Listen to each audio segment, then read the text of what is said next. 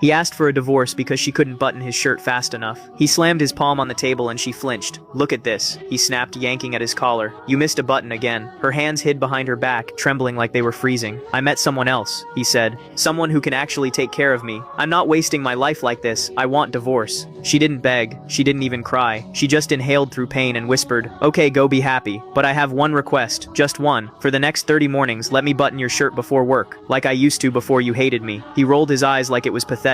"Fine, if it makes you sign the papers faster." The next morning he stood stiffly in front of the mirror. She stepped close and her fingers shook violently. It took her 2 minutes to do 5 buttons. "God, you're so slow," he muttered, checking his watch. She didn't answer. She was biting her lip, sweating. Morning 10, he felt something. When she touched his chest, her hands were ice cold. He looked down, her eyes kept closing like her body was begging her to stop. "Are you okay?" he asked, annoyed. She forced a smile that didn't reach her eyes. "Just concentrating," she whispered. Morning 20, his anger started to fade. He noticed the gray hairs and the way she leaned on the dresser to stay standing. For the first time in years, he looked her in the eyes. They were filled with tears. Morning 29, she could barely raise her hands at all. It took her 5 minutes, but he didn't rush her. When she finished the top button, she rested her forehead on his chest, shaking. "You look handsome," she breathed. For the first time his throat tightened. Maybe we don't do the divorce." She just smiled sadly and patted his cheek like a mother, calming a child. Morning 30, he waited for her but she didn't come downstairs. He called out once, then again. Silence. He ran to the bedroom. She was lying on the bed, still, too still. On the nightstand was a medical file and a folded note. His hands shook opening the file. "Advanced ALS, severe agony with every movement." He froze. Every button, every morning. It wasn't clumsiness, it was torture for her. Then he unfolded the note through blurred tears. "My love, I didn't want you to watch me fade. I used my last strength to take care of you, so you would remember me as a wife, not a burden." He fell to his knees, clutching his unbuttoned shirt, screaming into the silence. She wasn't buttoning fabric, she was saying goodbye. One last button, and she was gone.